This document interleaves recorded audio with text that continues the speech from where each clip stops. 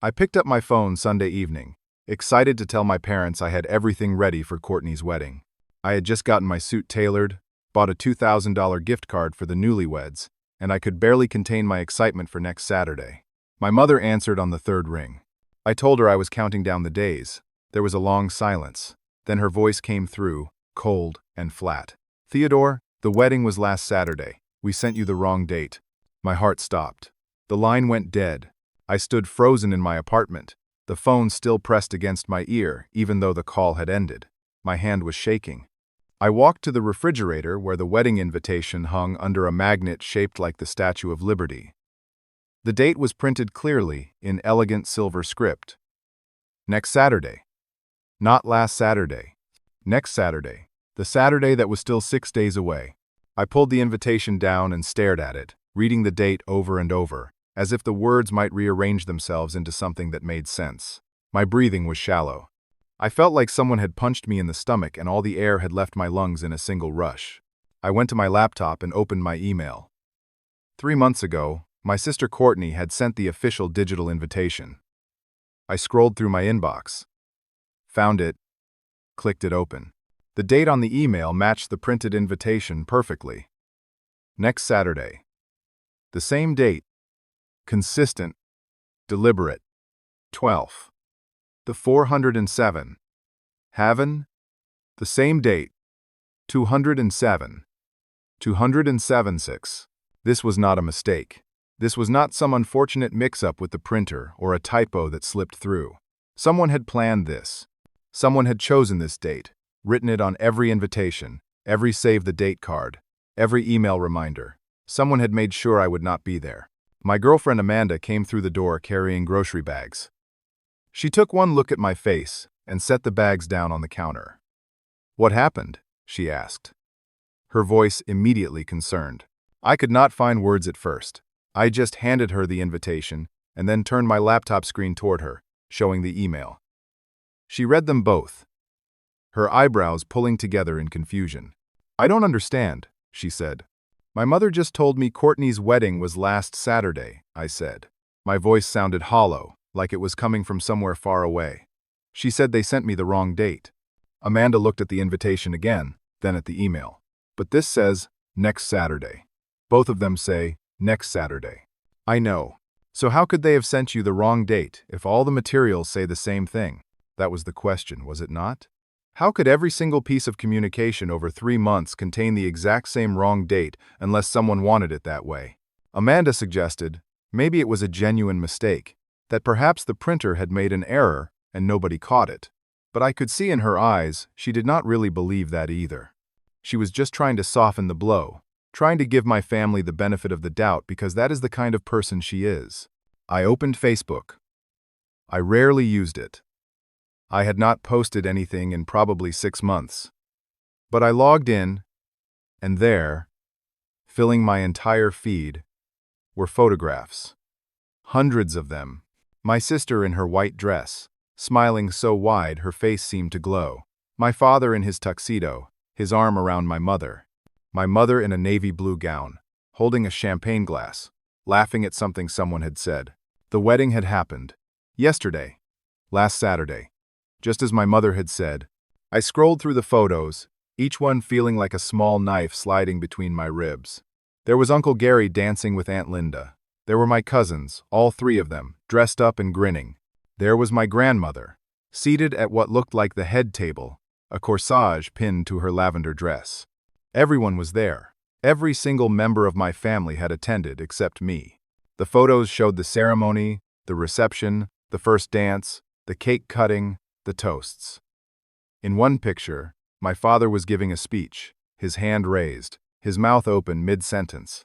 In another, Courtney was dancing with him, her head resting on his shoulder. There should have been a photo of her dancing with me too, the traditional brother-sister dance. But of course there was not, because I had not been there. I kept scrolling, my chest tightening with each new image. People had commented on the photos. "Beautiful family," someone wrote. "So glad everyone could make it," wrote another. My Aunt Linda had commented on one photo. "Perfect day, with the whole family together." The whole family. Except me.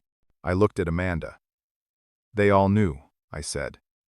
Every single person in these photos knew I was not coming. They all knew I had been given the wrong date. Amanda sat down beside me on the couch. She did not argue this time. She just put her hand on my back and let me process what I was seeing. I called my mother back. My hands were shaking so hard I almost dropped the phone twice before the call connected. She answered on the first ring this time. Her voice clipped and impatient. "What do you want, Theodore?" "I want to know why," I said. "Why would you do this?" "Do what?" "Give me the wrong date. Keep me away from my own sister's wedding." "It was just a mix-up," she said, but there was no apology in her tone. No regret. Just annoyance that I was calling her again. "A mix-up that lasted 3 months?" I asked. "The save-the-date cards, the formal invitation, the email reminders, they all had the same wrong date. These things happen, Theodore." "No, they do not like this." There was a pause. I could hear her breathing on the other end of the line. Then her tone shifted, became colder, sharper. "Don't make this about you. It was Courtney's day." "I am her brother," I said. "Why would you not want me there?" "We can talk about this another time," she said. "I have to go." "No, we are talking about this now. I deserve an explanation." But she had already hung up. I sat there staring at my phone. Amanda tried to talk to me, tried to offer comfort, but I barely heard her. My mind was racing, replaying every conversation I had had with my family over the past 3 months. Had there been signs? Had anyone slipped up? Had anyone seemed uncomfortable when I mentioned the wedding date? I went back to Facebook and looked through the photos again, more carefully this time. I noticed something. In the photos of the reception, there were place cards on the tables, those little folded cards that tell you where to sit. I zoomed in on one photo. The seats were filled with family members I recognized. But there was one seat, one place setting, that was occupied by someone I did not know. Some woman in a red dress I had never seen before in my life. That was my seat. That should have been where I sat Saturday. But instead, they had given it to a stranger, or maybe a friend of the groom's family. Someone who mattered more to them than their own son and brother. My phone buzzed. An email notification. I almost ignored it, but something made me click on it. It was a group email. The sender was my mother. The subject line read, "Thank you all for keeping the secret." I opened it. My stomach dropped. The email was addressed to the entire family. 23 people on the recipient list.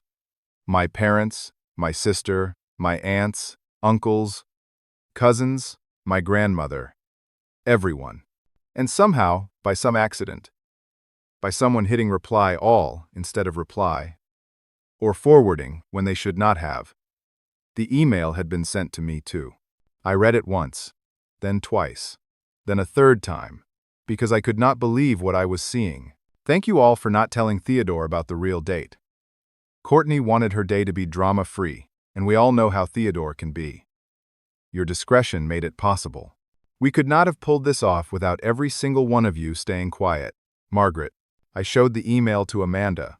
Her face went pale. "Oh my God," she whispered.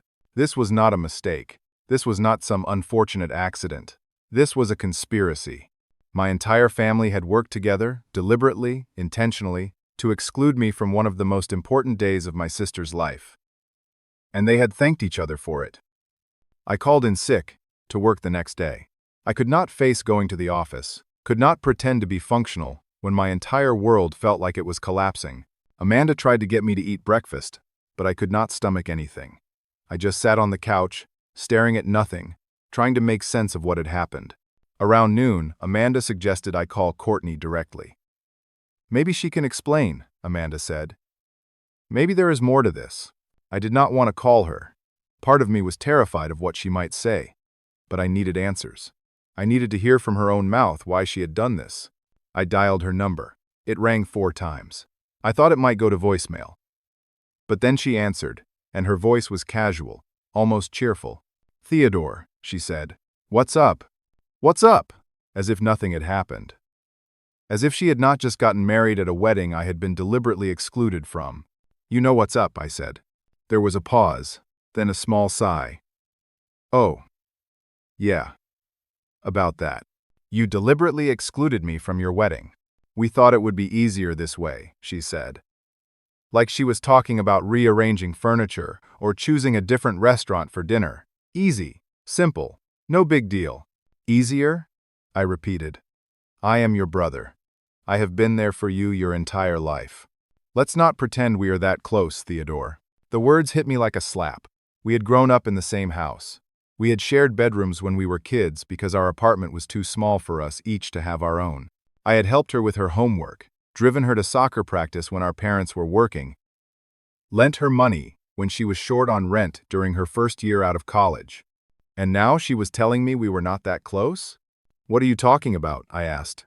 Look, I don't want to get into this, she said. Well, I do. You owe me an explanation. Another sigh. Fine. You want the truth? Yes. Justin's family is very traditional, very conservative, very particular about appearances. I waited. I had met Justin exactly 3 times. He seemed nice enough, worked in finance, came from money. But I did not understand what that had to do with me. And, I prompted, and you're not married, Theodore. I blinked. What? You're 32 years old and you're not married. You showed up to Thanksgiving with Amanda, but you're not even engaged. It looks unstable. It looks like you're not committed. I could not believe what I was hearing. So you excluded me from your wedding because I'm not married. Justin's parents were already concerned about our family, Courtney continued. Dad's been unemployed twice in 5 years. Uncle Gary has that DUI from 2 years ago.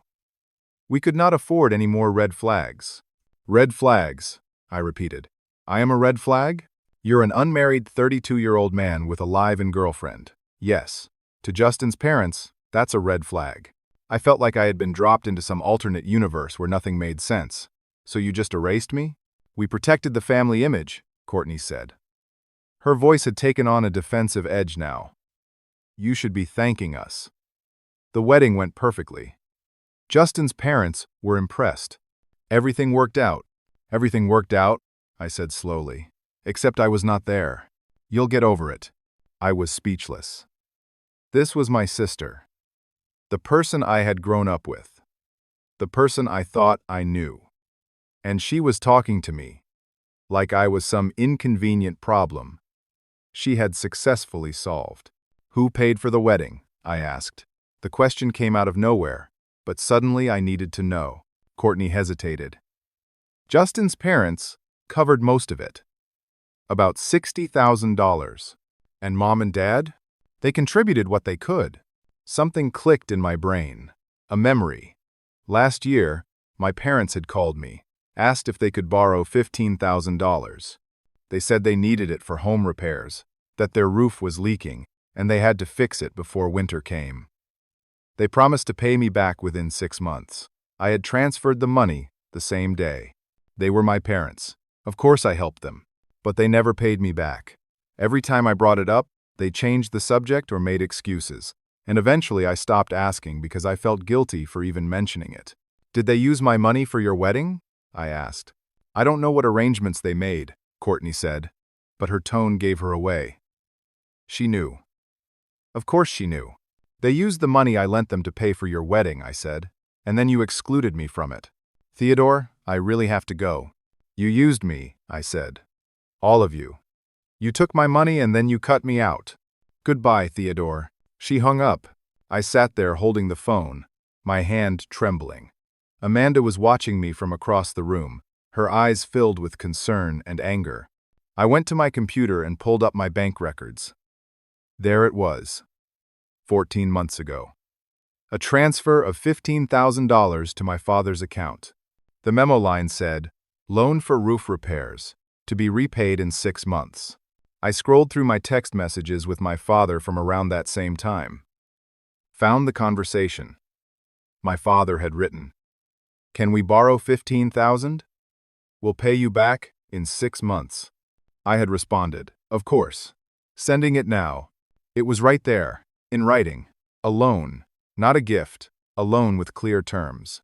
I texted my father, "Did you use the money I lent you for Courtney's wedding?" Hours passed with no response. Then, finally, late that evening, my phone buzzed. My father's message read, "That money was a gift. not alone. We never agreed to terms. I stared at the message. Then I scrolled back up to the original conversation. Screenshot it. Sent it back to him, the text where he specifically said, "Can we borrow? And we'll pay you back in 6 months?" He did not respond. A week crawled by. I moved through my days like a ghost. I went to work, sat at my desk, completed tasks, attended meetings. But I felt numb, disconnected. Every time my phone rang, my heart jumped, thinking maybe it would be my parents calling to apologize, to explain, to make things right. But they never called. Then, on Sunday morning, my phone rang. My mother's name appeared on the screen. I almost did not answer. But something made me pick up. "Theodore," my mother said. Her voice was different now. Sweet. Warm. Like nothing had happened. "Honey, I know things have been tense, but family is family. Right?" I did not respond. I just waited. "Your father and I were hoping we could use your lake house in August, just for a week. We really need to decompress after all the wedding stress." I owned a vacation property, a small cabin on a lake about 3 hours north. I had bought it 3 years ago as an investment. It was a 2-bedroom place with a dock and a small boat. I rented it out most of the year through a property management company. The rental income covered the mortgage and gave me a little extra each month. "The week of August 12th through 19th, my mother continued. "I checked your rental calendar online and it's available." She had been looking at my rental calendar, planning this, assuming I would say yes. "You want to use my vacation house," I said. "We're family," she said, as if that explained everything. That's what family does. We help each other out. I felt something shift inside me. A door closing, a line being drawn. "You excluded me from Courtney's wedding," I said. "You used money I lent you and never paid me back. And now you want a favor? Don't be petty, Theodore." Her voice had changed again, losing the sweetness, becoming sharp and cold. "We raised you better than this." "No," I said. "Excuse me? No. You cannot use my house." There was a long silence. Then, "We'll talk when you're being more reasonable." She hung up. I thought that would be the end of it. I thought they would be angry for a while and then move on. But 2 days later, I received a letter in the mail. It came in a heavy cream-colored envelope with a return address I did not recognize. I opened it standing at my mailbox. It was from a law office.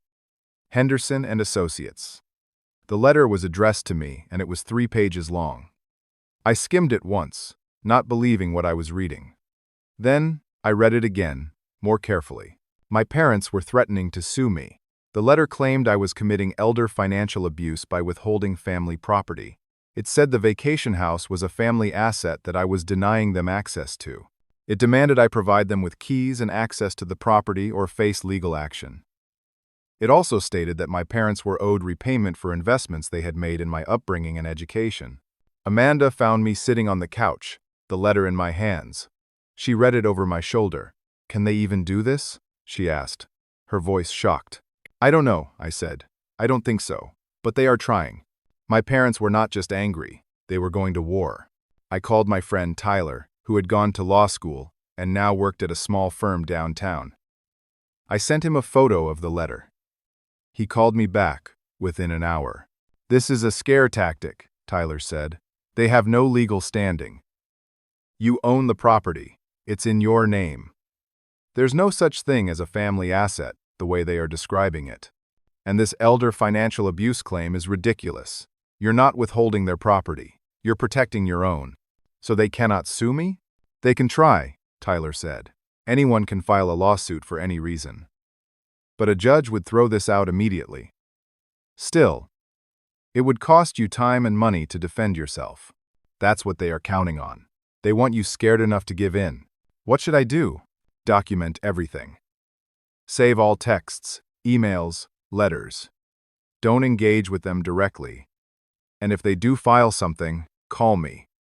We'll deal with it." I felt slightly better after talking to Tyler, but the anxiety was still there, a constant weight in my chest. That evening, my phone started buzzing with notifications. I was part of a family group chat, 23 people in total.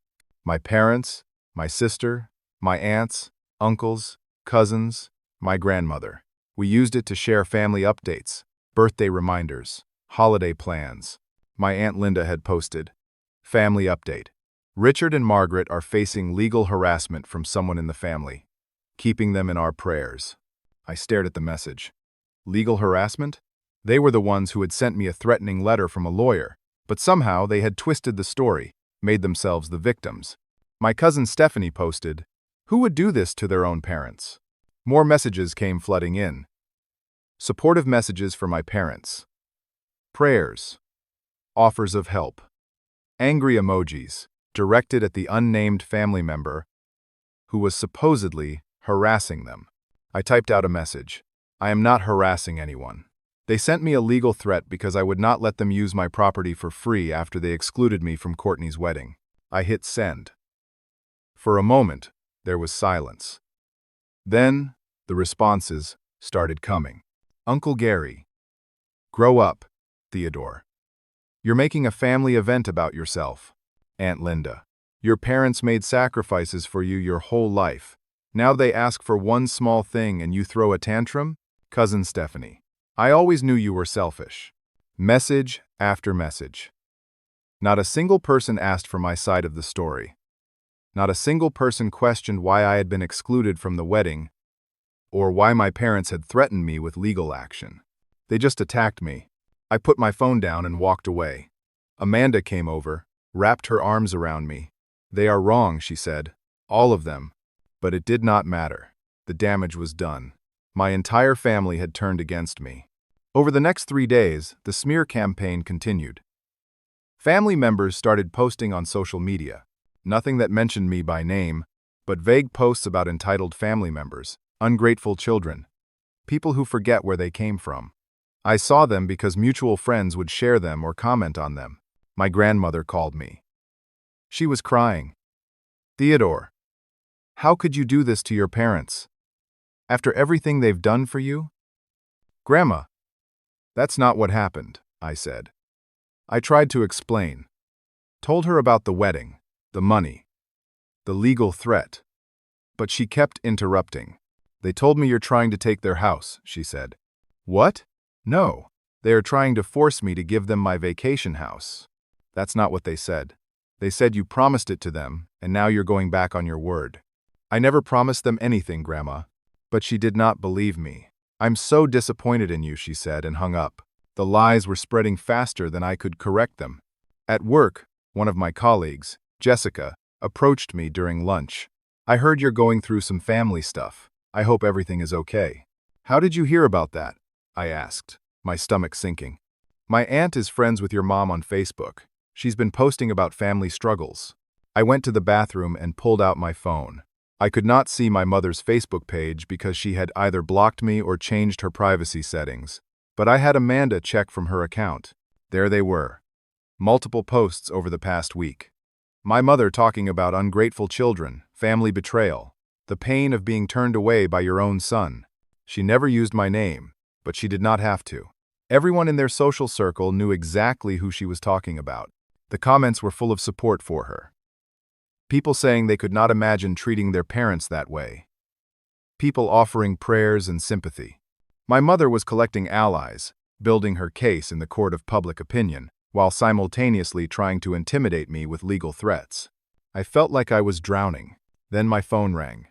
It was Craig, the manager at the property management company that handled my vacation house.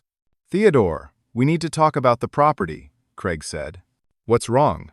"We've received multiple complaints from your neighbors at the lake. They are saying there have been disturbances at your property." "What kind of disturbances?" "Noise, cars in the driveway, lights on at night. They are worried about squatters." "The house has been empty this week," I said. "There are no renters scheduled." "That's what I thought too," Craig said. "But we've had 3 separate neighbors call. I'm sending someone to check it out today." My heart started pounding. I had a terrible feeling I knew what was happening. 2 hours later, Craig called me back. "You are not going to believe this," he said. "What?" "There's an older couple at your property. They said they are your parents. They said they have a right to be there." "They what?" "They claim you gave them a key. They are saying this is a family property." I felt my blood pressure spike. They broke into my house. They said you gave them permission, Craig said. Did you? No, absolutely not. They have a key, Theodore. They let themselves in. I suddenly remembered. 3 years ago, when I had first bought the place, my parents had helped me move some furniture. I had given my father a spare key in case anything happened, and I needed someone to check on the property in an emergency. I had completely forgotten about it, and they had kept it. All this time. I'm on my way, I said. I grabbed my jacket, told my boss I had an emergency, and got in my car. The drive to the lake house normally took about 3 hours. I made it in 2.5. The entire way there, my mind was racing. They had moved into my house. Without asking. Without permission. After everything they had already done, they had broken into my property and were squatting. When I pulled into the driveway, my parents' car was there. A silver sedan, parked right next to the garage door like they owned the place. I got out and walked to the front door. It was unlocked. I pushed it open and went inside. The smell of grilled meat hit me first. I walked through the living room to the back deck. My father was standing at the grill, flipping burgers. He had on an apron that said Grill Master and he was humming to himself. My mother was inside, sitting on the couch, watching television. Their suitcases were stacked in the corner of the living room. They had moved in, completely. Like this was a vacation they had planned and paid for. Get out, I said. My voice was shaking with rage. Get out now. My mother looked up from the TV. This is family property, Theodore. We have a right to be here. This is my property. I bought it. My name is on the deed. You are trespassing. My father walked in from the deck, still holding his spatula. We raised you, son. We put a roof over your head for 18 years. Paid for your food, your clothes, your school supplies. This is payback. Payback? I could barely get the word out. You excluded me from my own sister's wedding. You used my money without paying me back. You threatened me with a lawsuit. And now you are squatting in my house. We are not squatting, my mother said calmly. We are family. This is what family does. I pulled out my phone and dialed 911. My parents' faces changed. For the first time, they looked genuinely worried. What are you doing? My mother asked. Calling the police. My father stepped toward me. You would call the cops on your own parents? You broke into my house. The dispatcher answered. I explained the situation, said I had trespassers on my property, gave them the address. The dispatcher said officers were on their way. My parents stood there, looking at each other. I could see them calculating, trying to figure out their next move. My mother's expression shifted from worried to defiant. Fine, she said. Call the police. We'll tell them you gave us permission. I have the deed, I said. I have proof this is my property. You don't have permission to be here. We'll see what the police say. 2 officers arrived about 20 minutes later. Young guys, probably in their late 20s. I met them outside and explained the situation. Showed them my driver's license with my address. Told them the property was mine, that my parents had let themselves in without permission using a key I had given them years ago for emergencies. The officers went inside and talked to my parents. I could hear raised voices, but could not make out the words. After about 10 minutes, the officers came back outside. This is a civil matter, one of them said. You'll need to go through the courts for eviction. They broke in, I said. That's criminal trespassing. They have a key, the other officer said. That complicates things. Since they are family and they claim you gave them permission at some point, this becomes a civil issue, not criminal. So they can just stay here? You'll need to file for formal eviction. We can't forcibly remove them without a court order. The officers left. I stood in the driveway, feeling helpless. My mother came outside. She had this little smile on her face. This satisfied look that made me want to scream. Good luck evicting us, she said. Squatters' rights in this state take 90 days. We'll be here all summer. My father came out behind her. And if you try to force us out, we'll tell everyone you assaulted us. Who do you think they'll believe? Us? Or you?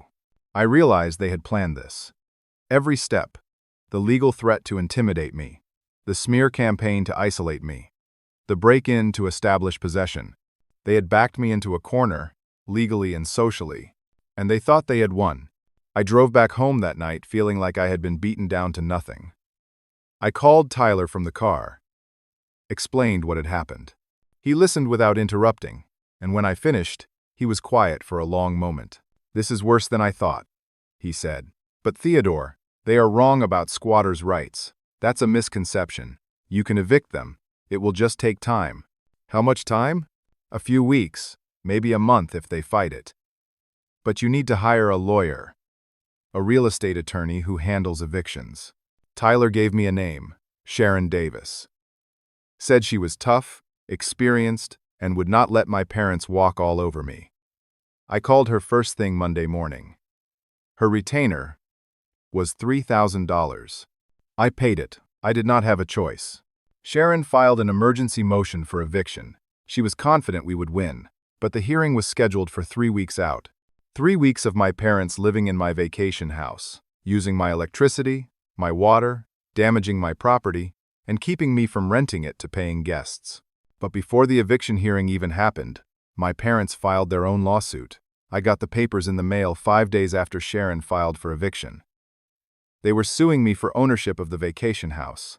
Their claim was that I had verbally promised them the property as repayment for raising me. They said I had told them multiple times that the house was for the family and that they could use it whenever they wanted. It was complete fiction.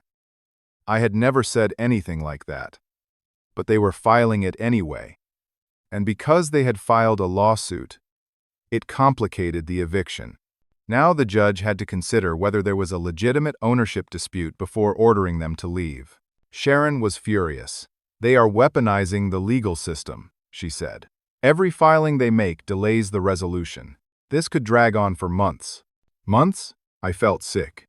They know what they are doing. Or their lawyer does. They are trying to bleed you dry financially and emotionally until you give up. While I was dealing with the lawsuits, I started digging through my old financial records. I needed to understand exactly how much my parents had taken from me. The $15,000 loan was just the beginning. I found something I had forgotten about. 5 years ago, my father needed a car. His credit was terrible because he had defaulted on a previous auto loan. He asked me to co-sign for him. Said he just needed my signature to get approved, that he would make all the payments. I was 27. I wanted to help. I signed. I pulled my credit report. My stomach dropped. The auto loan was on there. And it showed 8 missed payments in the last year. My father had stopped paying. My credit score had dropped from 780 to 690. 90 points. Gone. I called the bank. The loan still had $12,000 left on it. I was liable for it, all of it. If my father did not pay, they would come after me. I called my father. "You destroyed my credit," I said. "That's what family does," he said. His voice was casual, unbothered. They help each other. Helping is not ruining someone's financial future. "You'll be fine," he said, and hung up. I wanted to scream. I wanted to throw my phone across the room. But instead, I just sat there, trying to calculate how much this was going to cost me. The missed payments, the interest, the damage to my credit that would affect my ability to get loans for years. Meanwhile, because my parents were occupying the vacation house, I could not rent it. I was losing $4,000 a month in rental income, and I still had to pay the mortgage, which was $2,000 monthly, plus property taxes, insurance, and utilities. The property was bleeding me financially. My savings account was dropping fast. Legal fees. Lost income. The auto loan, I would probably have to pay myself. I was watching years of careful saving evaporate because my parents had decided they were entitled to everything I owned. Then Courtney called. Her voice was sharp, accusatory. "You called the police on Mom and Dad?" "They broke into my house," I said. "They needed a place to stay. You have a vacation house just sitting empty." "Empty because I rent it for income. And they did not ask. They broke in." "You are tearing this family apart over money," she said. I laughed. It was a bitter, hollow sound. "I'm tearing the family apart? They excluded me from your wedding. They stole from me. They are literally squatting in my house and suing me for it. But I'm the problem? If you do not drop the eviction, do not expect to ever speak to me again. Are you serious right now? Choose. Theodore. The house or your family? I could not believe what I was hearing. They had done everything to me. They had hurt me, betrayed me, stolen from me. And somehow I was being given an ultimatum. Goodbye, Courtney, I said, and I hung up. That night, I could not sleep. Amanda stayed up with me, trying to comfort me. But I was too far gone. I felt like I was losing everything. My family, my money, my property, my peace of mind. A week later, I got a call from Doug, one of the neighbors at the lake. He was an older man, retired, who lived there year-round. He had always been friendly, waving when he saw me, sometimes bringing over fresh fish he had caught. Theodore, I wanted to let you know what's going on over at your place, he said. What now? Your folks have been making some changes. Painting, moving furniture. They dug up a section of your backyard to plant a garden. My heart sank. They what? Yeah. I took some pictures. Thought you should see them. He sent the photos to my phone. I opened them and felt rage flood through me. They had painted my living room from the light gray I had chosen to a dark burgundy. The bedroom was now bright yellow. They had removed all the rental furniture, the neutral, durable stuff I had specifically picked for renters, and replaced it with their own worn-out pieces. The backyard had a section torn up, dirt everywhere, plants starting to grow. These changes were not just cosmetic. They violated the HOA rules. They damaged my rental potential. Future renters would see these colors and this furniture and give lower reviews. I would have to repaint everything, replace the furniture, repair the yard. Thousands of dollars in damages. I forwarded the photos to Sharon. She called me immediately. This actually helps us, she said. This shows they have no respect for your property. It strengthens our case for eviction and increases the damages you can claim. But they are still there, I said. They are still destroying my house. I know. But we are building a strong case. They will pay for this. I wanted to believe her, but right now, it felt like they were winning and I was losing everything. That night, my phone rang. It was my Uncle Gary. He sounded drunk. His words were slurred, but he seemed urgent, like he needed to tell me something. Your parents are full of it, you know, he said. What do you mean? That whole wedding thing. They did not exclude you because of Justin's family. I sat up straighter. Then why? Because they're planning to retire early, move to Florida. They need money. They were hoping you would just give them the lake house so they could sell it. Sell my house? They figured you'd cave. You always do. You're the easy one. The one who never says no. He started rambling then, talking about old family dynamics, about how my father had always been selfish, about how my mother was manipulative. Then he passed out, or hung up. The line went dead. I sat there in the dark, processing what he had said. I went to Facebook and started looking through my mother's old posts. 6 months ago, she had shared an article about retirement communities in Florida. My father had been liking real estate posts in Fort Myers. They had been planning this, the whole thing. They needed money for their retirement, and they had decided my vacation house was the answer. The wedding exclusion was designed to make me feel guilty, make me desperate to win back their approval. The legal threats were meant to intimidate me into giving up. The squatting was meant to establish possession so they could claim the house as theirs. This was not random cruelty. This was calculated. They had mapped out a strategy to take what was mine. 2 days later, I received a certified letter. I signed for it and opened it, standing at my mailbox. It was from the bankruptcy court. My parents had filed for bankruptcy protection. I went inside and read through the documents carefully. They had listed debts, credit cards, medical bills, the auto loan that I had co-signed. But what made my blood run cold was what they listed as assets. Under marital assets, they had listed my vacation house. They claimed they owned it, that I was holding it for them, that it was rightfully theirs and I was preventing them from accessing their own property. The bankruptcy trustee was investigating. If the trustee sided with my parents, if they somehow convinced a judge that the house was theirs, I would lose it. They would sell it as part of their bankruptcy proceedings. Everything I had worked for, everything I had saved for, would be gone. Amanda found me sitting at the kitchen table, the letter in my hands, tears running down my face. "They are going to take everything," I said. She held me, and I let myself break down completely. I had a panic attack at work 3 days later. It came out of nowhere. I was sitting at my desk, reviewing a client proposal, and suddenly I could not breathe. My chest felt tight, my heart was pounding, my vision went spotty. I tried to stand up and my legs would not work. My boss, Natalie, found me hunched over my desk, gasping for air. She got me water, helped me to her office, closed the door. When I could finally speak, she told me to go home, take the rest of the week off. I tried to argue, but she would not hear it. "Theodore, whatever you are dealing with, you need to take care of it. Your health comes first." Amanda picked me up from the office. I could not drive, could barely function. She got me home and I collapsed on the couch. I had never felt so defeated, so completely broken. "I don't know how to fight them," I said. "They are my parents. They are winning." Amanda sat beside me. "They are not going to win. They already are." "No. They are desperate. That's why they are doing all this. They know they don't have a real claim. They are throwing everything at you, hoping you will give up. It's working." She squeezed my hand. Then we changed tactics. The next morning, my phone rang.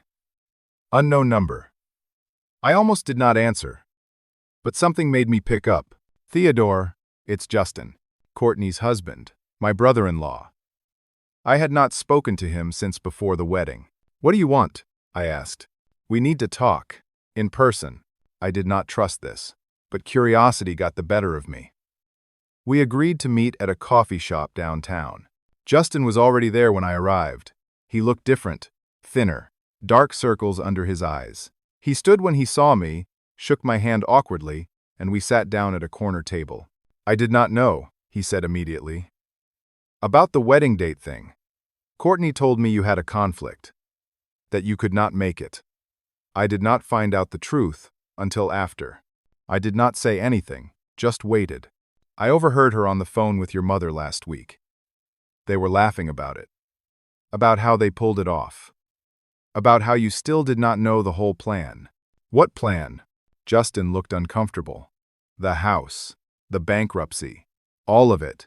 This was always about getting your property. I figured that out. But you do not know everything." He pulled out his phone, tapped the screen a few times, then set it on the table between us. "I recorded them. At dinner last week, your parents and Courtney. They were at our place and they thought I was upstairs. But I heard them talking and I recorded it." He pressed play. The audio was clear. My mother's voice. "Once the bankruptcy court gives us the house, we sell it. Should get at least $300,000 for it. Maybe more. That's enough to buy a condo in Fort Myers and still have money left over." My father's voice. "Theodore won't fight it. He's too soft. He's always been soft." Courtney's voice, laughing. "Even if he does fight, we've already turned everyone against him. No one will believe him. He's got no allies." My mother. "And if he somehow wins the eviction, we'll just stay there and make his life miserable until he caves. It's just a matter of time." The recording stopped. I felt nauseous. "Why are you showing me this?" I asked. "Because this is not right," Justin said. "I thought I was marrying into a normal family. But this is fraud. This is criminal. And I'm not okay with it. You will lose your marriage over this." "My marriage is already over," he said quietly. "Courtney is not who I thought she was. Neither is your family. I'm planning to file for annulment." Annulment? The marriage was based on fraudulent pretenses. She lied about who she was, who her family was. I have grounds. He pushed his phone toward me. "Take this. Use it. Stop them." I picked up the phone. "You are willing to testify?" "If it comes to that, yes." I did not know what to say. This man, who barely knew me, was willing to destroy his marriage to help me. "Thank you," I said. Justin nodded. "They need to be stopped. Before they do this to someone else." I met with Sharon that afternoon.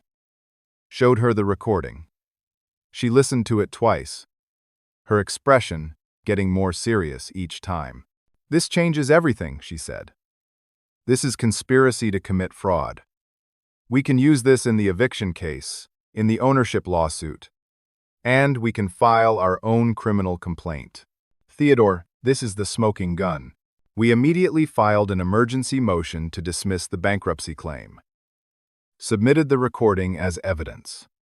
Requested sanctions against my parents for filing fraudulent documents. Filed an expedited eviction motion with proof of their premeditated trespassing. Within 48 hours, we had a court date. An emergency hearing in front of a bankruptcy judge. But before that hearing happened, my phone rang. It was my grandmother. Theodore, we need to have a family meeting, she said. Her voice was stern, commanding. This has gone on long enough. Grandma, I don't think that's a good idea. I'm not asking. I'm telling. Everyone will be there. Your parents, your sister, your aunts and uncles. We are going to sit down and resolve this like adults. I hesitated. But then I had an idea. Fine. But we meet at my lawyer's office, in a conference room, with Sharon present. Why do we need a lawyer there? Because this is not just family drama anymore, it's legal. And I want everything on record. She was quiet for a moment. Fine, but you will come, and you will listen. I'll be there. We scheduled it for a week away. One day after the bankruptcy hearing, I spent that week preparing. Sharon and I created a presentation. Every piece of evidence. Every text, email, bank statement, photograph. The recording. We organized it chronologically. Showed the pattern of behavior. The deliberate planning. You are going to present this to your family? Sharon asked. They need to see it, I said. All of them. They need to know what my parents really did. 4 days before the family meeting, someone knocked on my apartment door. It was late, almost 10 at night. I looked through the peephole. Courtney. I opened the door. She looked terrible. Her eyes were red and swollen from crying. Her hair was messy. She was wearing sweatpants and an oversized sweatshirt. Can I come in? She asked. I stepped aside. She came in and stood in the middle of my living room, wrapping her arms around herself. Justin left me, she said. He moved out. He filed for annulment. I know. He told you? He gave me the recording. She closed her eyes. Of course he did. Why are you here, Courtney? You cannot play that recording at the family meeting. Why not? Because if you expose Mom and Dad, everyone will know I was involved. My reputation will be destroyed. My job, my life, everything. You helped them try to steal my house. I know, she started crying. I know, okay? I was terrible. I am terrible. But please, Theodore, don't do this. Give me one reason why I should not. She wiped her eyes. Because I'm your sister? You stopped being my sister when you excluded me from your wedding. She flinched like I had hit her. Then she sank onto my couch and put her face in her hands. I was jealous, she said, her voice muffled. Of you. Of me? You have everything together. Your own apartment. Your investment property. Your career. You are stable and successful and everyone likes you. I have nothing without Justin's family money. I was nobody, and you were just effortlessly better than me at everything. The admission hung in the air. So you decided to destroy me? I asked. I did not think it would go this far. I thought we would just exclude you from the wedding and you would be hurt, and maybe that would make me feel better. But then Mom and Dad got involved and it spiraled and I could not stop it.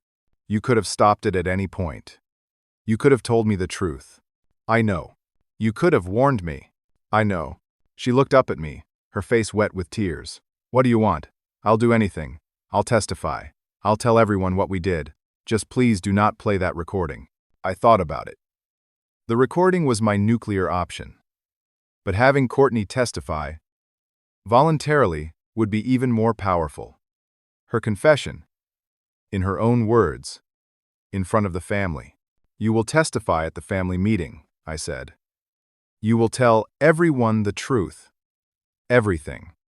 The wedding, the plan, the fraud. Everything. I'll lose everything. You already did. You just have not accepted it yet. She stared at me for a long moment. Then she nodded slowly. Okay. The night before the family meeting, I could not sleep. I lay in bed, staring at the ceiling. Amanda beside me, breathing softly. My mind kept racing through, What might happen? Would the family believe me? Would they turn on my parents? Or would they find some way to blame me anyway? Amanda woke up around 3 in the morning and found me still awake. "You're doing the right thing," she whispered. "What if they still do not believe me? What if they still side with them? Then they were never really your family, not the way that matters." I turned to look at her. "What do you mean? Family is not just blood. It's people who show up for you, who stand by you, who tell you the truth, even when it's hard. Your parents? Your sister? They are not that. They never were." She was right. I had been fighting so hard to save relationships that were already broken, already toxic. Maybe it was time to let them go. The morning of the family meeting, I got an email from the bankruptcy court. An emergency hearing had been scheduled for that afternoon. My parents' lawyer was trying to fast-track the asset claim. They were trying to get the house transferred before our evidence hearing. Sharon called me immediately. "They're making a move. We need to be at that hearing. It's legally binding. If we do not show up and contest this, they could win by default. The family meeting is this afternoon too. Theodore, the bankruptcy hearing is more important. That's where your property is actually at stake." "I know. But the family needs to hear the truth from me. Face to face. That matters. If you lose the bankruptcy hearing, can you handle it without me?" "Theodore, this is a huge risk." "I know, but I have to do this. I have to face them." There was a long pause. "Okay. I'll go to the bankruptcy hearing. But you are gambling everything on this family meeting." "I know." I hung up and got dressed. Put on a suit. Made sure I had my laptop with the presentation. The recording backed up in 3 different places. Printouts of every document, in case the technology failed. This was it. The moment where everything would either fall apart completely or finally come together. The conference room at Sharon's office was large, with a long table and chairs for about 15 people. When I arrived, my family was already there. My parents sat at one end, their arms crossed, their faces set in identical expressions of defiant anger. Courtney sat beside them, staring at the table. My grandmother sat across from them, her posture rigid, her hands folded on the table. Uncle Gary was there with Aunt Linda, 3 of my cousins, Stephanie, Brian, and Kyle. Everyone looked uncomfortable. I walked in and took the seat at the head of the table. Sharon sat beside me, her laptop open in front of her. Amanda was there too, sitting slightly behind me, showing her support without inserting herself into family business. My grandmother spoke first. "Theodore, we are here because family needs to forgive and move forward. Whatever has happened, we need to find a way past it." "I agree," I said. "But first, everyone needs to hear what actually happened." I opened my laptop and connected it to the projector Sharon had set up. The screen on the wall lit up. "What is this?" my mother asked. "This is the truth." I started the presentation. First slide. The wedding invitation. The date clearly printed. Next Saturday. This is the invitation Courtney sent me. Note the date. Next slide. The email invitation from 3 months earlier. Same date. This is the original email. Same date. Consistent across all materials. I looked around the room. My cousins were leaning forward, paying attention. Uncle Gary had his arms crossed, but he was watching. Aunt Linda looked confused. Next slide. The email my mother had accidentally sent me. The one thanking everyone for keeping the secret. I read it aloud. "Thank you all for not telling Theodore about the real date. Courtney wanted her day to be drama-free, and we all know how Theodore can be. Your discretion made it possible." Aunt Linda gasped. Uncle Gary's jaw tightened. "They deliberately gave me the wrong date," I said. "All of them. And they thanked the family for helping keep me away." My mother tried to interrupt. "That's out of context. There is no context that makes this okay," I said. I moved to the next slide. Bank records. The $15,000 transfer. My father's text message asking to borrow the money, promising to pay it back in 6 months. They asked me for a loan. $15,000, said it was for roof repairs. They promised to repay me in 6 months. Next slide. They never did.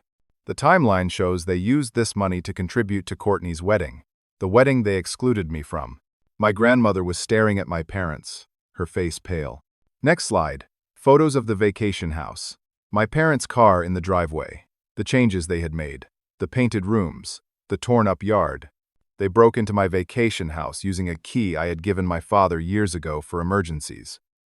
They moved in without asking, without permission. When I tried to remove them, they refused to leave. Next slide. The lawsuit documents. Their claim that I had promised them the house. Their bankruptcy filing listing my property as their asset. They filed fraudulent legal documents claiming they owned my house. They're trying to steal my property through the court system. Next slide. The auto loan. The missed payments. My damaged credit score. 5 years ago, I co-signed an auto loan to help my father. He stopped making payments. He destroyed my credit. 90 points. Gone. $12,000 I'm now liable for. The room was completely silent. Every person there was staring at the screen, at the documents, the proof, the evidence of systematic betrayal and theft. And now, I said, I want you to hear something. I played the recording. Justin's recording of my mother, father, and Courtney at dinner, discussing their plan. Their voices filled the conference room. Clear and damning. My mother's voice, once the bankruptcy court gives us the house, we sell it. My father's voice, Theodore won't fight it. He's too soft. Courtney's voice, laughing. Even if he does, we've already turned everyone against him. When the recording ended, the silence was absolute. You could have heard a pin drop. My grandmother stood up. Her chair scraped against the floor, the sound sharp in the quiet room. She turned to face my parents. "Get out," she said. Her voice was shaking, but it was firm. My mother stood too. "Mother, you don't understand." "I understand perfectly. You plotted to steal from your own son.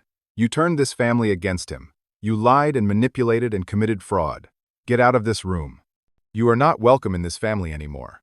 "You cannot be serious," my father said. "I have never been more serious in my life." My grandmother's voice was cold, harder than I had ever heard it. "I raised you better than this, Margaret. What you have done is unforgivable." Uncle Gary stood up, pointing at my father. "I always knew you were selfish, Richard. But this is evil. Pure evil." Aunt Linda was crying, her hand over her mouth. "How could you do this to Theodore? He is your son." One by one, my cousins spoke up. Stephanie apologized to me directly, said she had believed my parents' lies and she was sorry. Brian said he felt sick. Kyle said he could not believe what he had just heard. The room turned on my parents. Every person who had sided with them, who had sent me angry messages, who had believed their victim narrative, now saw the truth. My mother tried to speak, tried to defend herself, but nobody would listen. Then Courtney stood up. Everyone turned to look at her.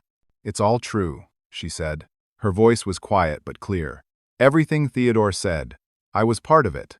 My mother's head snapped toward her. "Courtney, sit down." "No." Courtney's voice got stronger.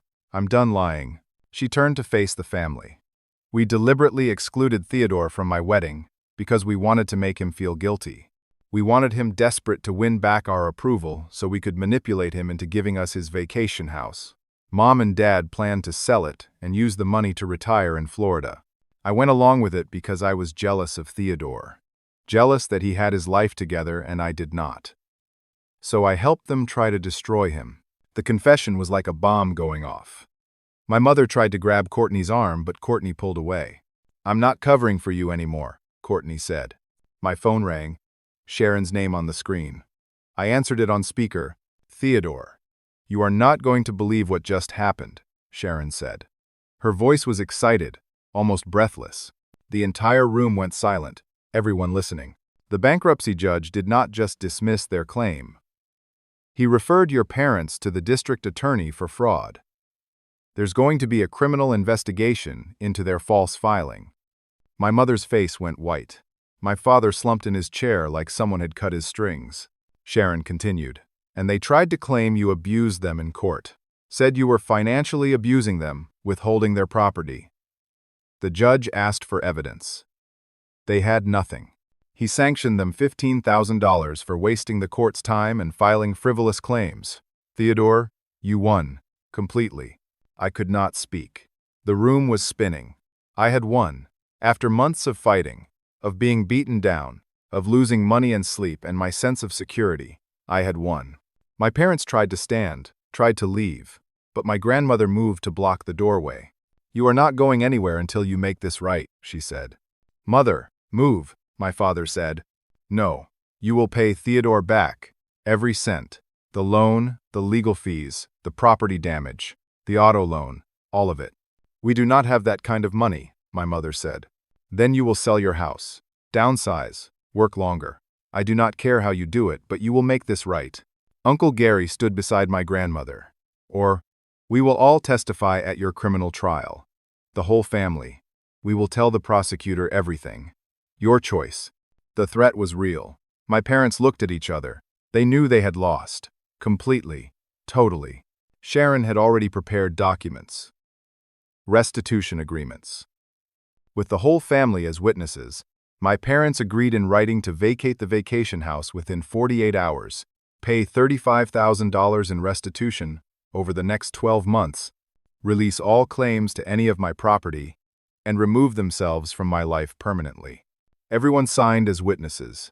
My grandmother, Uncle Gary, and Aunt Linda, my cousins, even Courtney. It was legally binding, enforceable, final. As my parents gathered their things, my father looked at me. There was hatred in his eyes, but also something else. Defeat. He knew he had been beaten. You will regret this, my mother said. Her voice was vicious, a last attempt to hurt me. You will be alone. I looked around the room. At my grandmother, who had stood up for me. At Uncle Gary, who had exposed their lies. At my cousins, who had apologized. At Courtney, who had finally told the truth. At Amanda, who had never left my side. At Sharon, who had fought for me. I'm not alone, I said. I'm just finally free of you. My parents left. The door closed behind them. And for the first time in months, I felt like I could breathe. My grandmother came over and hugged me. She was crying. I am so sorry, she said. I should have believed you from the start. It's okay, Grandma. No, it's not. But I will make it right. We all will. And I believed her. 3 months passed. Summer turned to fall. The leaves on the trees around the lake house changed from green to brilliant shades of red and gold. I drove up there on a Saturday morning, Amanda beside me in the passenger seat, my grandmother in the back. Uncle Gary was following in his truck, a cooler full of burgers and hot dogs for the grill. The house looked different, better. I had spent the last few weeks repainting, replacing the furniture my parents had damaged, reseeding the torn-up section of the yard. The rental bookings were coming in again. September was fully booked. October was half full already. The income was flowing again, stabilizing my finances. My parents had made their first restitution payment. $2,900. Sharon confirmed it had cleared. They were selling their house, moving into a smaller apartment. They were both working, my father at a warehouse, my mother at a call center. They had to work. They had no choice. The court order was binding. The criminal case was moving forward. The district attorney had pursued charges for fraud, for the false bankruptcy filing. My parents accepted a plea deal, probation, community service, fines. No jail time, but criminal records that would follow them forever. They were barred from ever filing bankruptcy again. I had not had to testify.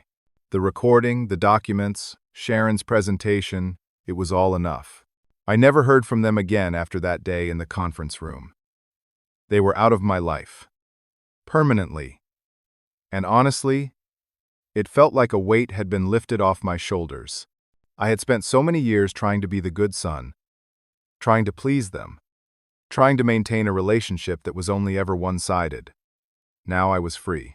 My relationship with my grandmother had deepened. She visited once a month, always bringing her pot roast, the one she used to make when I was a kid. We would sit on the deck of the lake house and talk for hours. She apologized every time.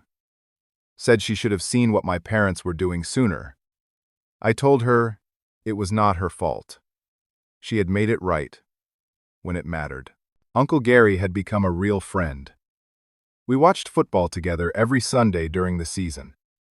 He helped me with repairs on the lake house, taught me how to fix the dock when some of the boards rotted through. He never talked about my parents unless I brought it up, and even then he kept it brief. They made their choices, he would say. Now they live with them. Aunt Linda sent me care packages.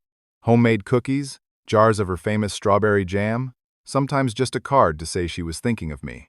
My cousins included me in their group chats again, invited me to birthday parties and holiday gatherings. There was a new family dynamic forming, healthier, honest, built on respect instead of obligation. Courtney and I met for coffee once a month. The relationship was cautious, tentative, like two people learning to trust each other for the first time.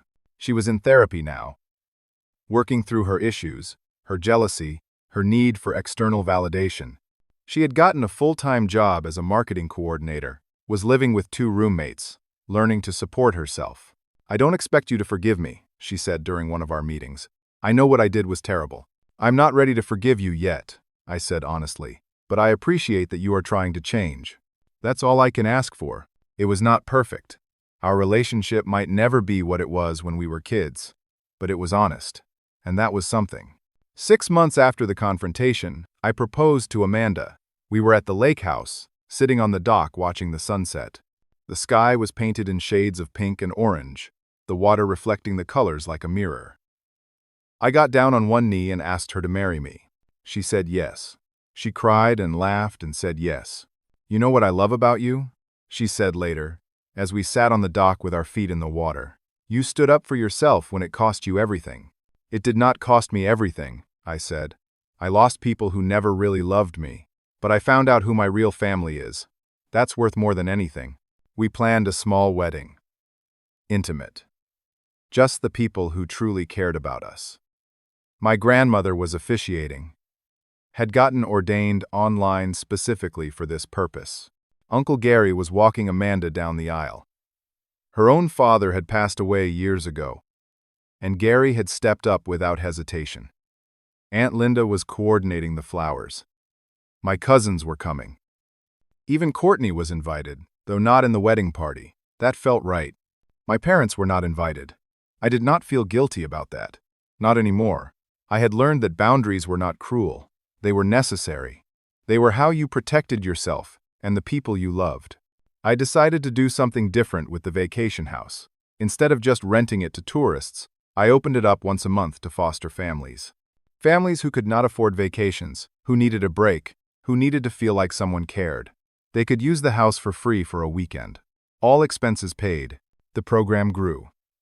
Other property owners in the area joined in. We created a network, a rotation, so foster families could have access to vacation homes all summer long. It became known locally, then regionally. The local news did a story on it. I got emails from families thanking me, telling me how much it meant to them. It gave me purpose. Turned something my parents had tried to steal into something good, something that helped people. At work, things improved too. My boss Natalie had seen me through the worst of the crisis. Seen my integrity, my determination, my refusal to give up. When a senior position opened up, she promoted me without hesitation. I was leading a team now, managing major accounts, respected and trusted. The skills I had learned fighting my parents, documenting everything, presenting evidence, standing firm under pressure, those skills translated directly to my professional life. I was better at my job because of what I had survived. One evening in early October, I sat on the deck of the lake house. Amanda was beside me, my grandmother was visiting, Uncle Gary was grilling burgers. The air smelled like charcoal and wood smoke. The sun was setting, casting long shadows across the water. I felt something I had not felt in years. Peace, belonging. Not because I had earned it through sacrifice or people-pleasing, but because I was surrounded by people who valued me for who I actually was. I thought about everything that had happened. The wedding exclusion. The financial theft. The legal battles. The family turning against me. The moment I had stood in that conference room and told the truth, even though I was terrified, I had learned something important through all of this. People show you who they are. My parents showed me they valued money over relationships. My sister showed me jealousy could destroy bonds faster than anything else. But others showed me loyalty, integrity, courage. Justin, who risked his marriage to give me the recording. Amanda, who stood by me when I had nothing left. My grandmother, who chose truth over comfort. Sharon, who fought for me when I could barely fight for myself. I learned that forgiveness and reconciliation are not the same thing. I had forgiven my parents, in the sense that I was no longer consumed by anger or bitterness. But forgiveness did not mean I had to let them back into my life. I could forgive and still maintain boundaries. I could forgive and still protect myself. Some relationships are meant to end. That is not failure. That is growth. I learned that money reveals character. It does not create it. My parents' greed had always been there. The opportunity just exposed it. True wealth is not property or savings. It is relationships built on trust and mutual respect. I was wealthier now than I had ever been, and it had nothing to do with my bank account. For years, I had defined myself as the good son, the one who helped, the one who sacrificed, the one who never said no. My parents had used that against me, turned my kindness into a weapon to hurt me. But I had learned I could be kind without being a doormat. I could be generous without being a victim. I could set boundaries without being selfish. I was not the easy one anymore. I was the strong one. My grandmother raised her glass of iced tea. "To Theodore," she said, "for reminding us what family really means." Everyone toasted. Amanda kissed my cheek. Uncle Gary clapped me on the shoulder. I felt a warmth spread through my chest that had nothing to do with the setting Sunday. I thought about what I would tell someone else going through something similar. Someone whose family had betrayed them. Someone who was questioning whether they were wrong for standing up for themselves. I would tell them this. Sometimes the people who gave you life are not the ones who help you live it. And that is okay. You get to choose your family. Choose people who celebrate your success instead of resenting it. Choose people who tell you the truth instead of convenient lies. Choose people who show up for you the way you show up for them. And if that means walking away from blood relatives, then walk. Your peace matters more than their approval. Your well-being is more important than their expectations. You are allowed to protect yourself. You are allowed to say no. You are allowed to set boundaries. And you are allowed to let go of people who hurt you, even if they share your DNA. Standing up for yourself is not selfish. It is survival. It is recognizing your own worth and refusing to let anyone diminish it. It is understanding that loyalty is earned, not owed. It is choosing people who build you up instead of people who tear you down. I pulled out my phone and looked at a photo from last week. Amanda and me at the courthouse, signing our marriage license. We were getting married in 2 weeks. Right here, at the lake house. The place my parents had tried to steal would become the place where I started my new family, the family I chose, the family built on love and respect and honesty. My parents were not invited. I felt no guilt about that, only peace. I exhaled slowly, watching the sun dip below the horizon. The sky turned from orange to deep purple to black. Stars began to appear, small points of light in the darkness. I told my parents I was excited for my sister's wedding. They told me it was last week. They sent me the wrong date on purpose. A month later, they begged to use my vacation house. I said no, and that no changed my life. Because standing up for yourself is not selfish. It is necessary. It is the moment you stop letting other people define your worth and start defining it yourself. Sometimes the best family is not the one you are born into. It is the one you choose, the one that chooses you back, the one that stands beside you when everything falls apart and helps you build something better from the pieces. I was not their victim anymore. I was not their easy target. I was not the person who would sacrifice everything to maintain relationships that only hurt me. I was just free, and freedom felt like coming home. Now I want to ask you something. Have you ever had to set a boundary with family that felt impossible? Have you ever been in a situation where doing the right thing meant losing people you loved? How did you find the courage to choose yourself? I would love to hear your stories in the comments below. Your experiences matter. Your voice matters. And sometimes sharing our stories helps someone else find the strength to stand up for themselves too. If this story resonated with you, if it made you feel something or think about your own relationships differently, please hit that like button. It helps more people find these stories. And if you want to hear more stories about overcoming family betrayal, workplace injustice, and finding your strength when everything seems impossible, subscribe to this channel. There are so many more stories to share. And please, share this video with someone who might need to hear it. Someone who is struggling with toxic family dynamics. Someone who is questioning whether they have the right to set boundaries. Someone who needs to know they are not alone in this fight. Your share might be exactly what they need today. Thank you for listening. Thank you for being here. Thank you for letting me share this journey with you. I hope you find your peace, your boundaries, and your chosen family. You deserve all of it. Take care of yourselves, stand strong, and remember, you are worth fighting for.